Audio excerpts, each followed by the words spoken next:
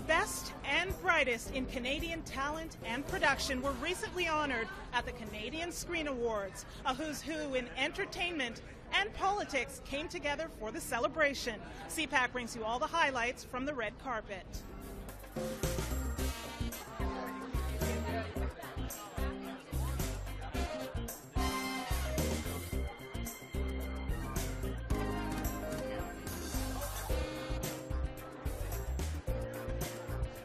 Minister Glover, why was it important for you to be here for the Canadian Screen Awards? Well, I think all Canadians would love to be here, so I feel very fortunate because we want to celebrate these Canadian artists who really put us on the map, and arts and culture is all about who we are. Our industry celebrates diversity a lot too, so it's great that, my films try to reflect that, and to be recognized, to be asked to present, it's awesome. Being recognized by my peers is such an honor, and it's been a week of celebration for Canadian cinema and television, and tonight is a really glamorous and lovely way to wrap up the whole week.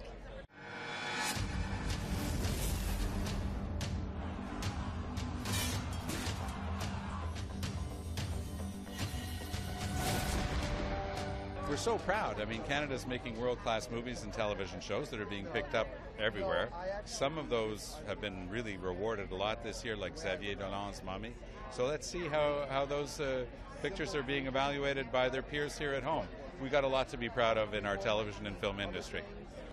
From the 2012 Hollywood blockbuster Argo to the recent documentary Our Man in Tehran, former Canadian ambassador to Iran, Ken Taylor, talks about having his experiences during the Iranian hostage crisis interpreted on the big screen. It's sort of amusing to see yourself portrayed and what have you. But in this case, it's a Canadian story. I was just one of a number of diplomats who worked for this story to conclude itself successfully, along with the Prime Minister Joe Clark, my colleagues in Ottawa. So it was a collective Canadian effort and success.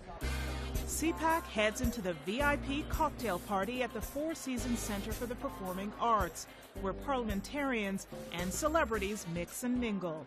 I am so thrilled to be here. I get to see the people I see on TV and on the big screen here in front of me. Sometimes they look a little smaller than I thought, but it's a celebration of our ingenuity, innovation, creativity, and I always love to be part of it. Well, I think we come to celebrate because it's not done enough, and I think it's still pretty hard in English Canada to create stars and celebrate this industry when it's still always challenged by Hollywood. While those we spoke with acknowledged that there's funding for the arts in Canada, the consensus was that more investment is needed to support the growth of this country's film and television industry. From our television to our films, we should be investing more in our local talent and our local producers who are doing the work here, and instead of shipping it off to anywhere south of the border, or we don't want to see all of our talent have to go south of the border to get developed and to be found. We need support from the government, and there is support, but obviously there could always be a little bit more. I just made another film that was kind of half in Bosnian, half in English, and it's a very kind of adventurous film, and the federal government came in and helped us with that. I think we need to recognize in Canada that along with funding, we need to have a little patience and let shows grow and gain, the attention that they deserve. We are, in fact, the only G7 country who, through a recession, had a leader that did not cut direct funding to artists. So I'd like them to really look at the stats, because we're pretty proud in Canada to have put arts and culture first. Didn't cut to the museums, didn't cut to the official languages, didn't cut to sport, because we know that it not only makes us feel good about who we are, but it's a huge economic driver with almost $50 billion coming into the economy every year thanks to arts, culture, and heritage. About 640,000 people are employed. I always think, regardless of the resources available, whether it's through private or public money, I think there's opportunities in Canada to make great television, and so I don't think anything should hold us back. All agree. Putting party politics aside to support an event like this displays that arts and culture can transcend politics.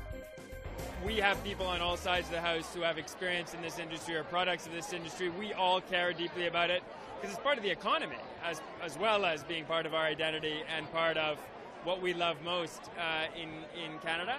So I think we really do come together at a time like this to say we're going to support our cultural institutions, we're going to support our talent, and we're going to try, as we do in every field, to be the best at this in the world. Reporting from the 2015 Canadian Screen Awards in Toronto, Ontario, I'm Heather Seaman.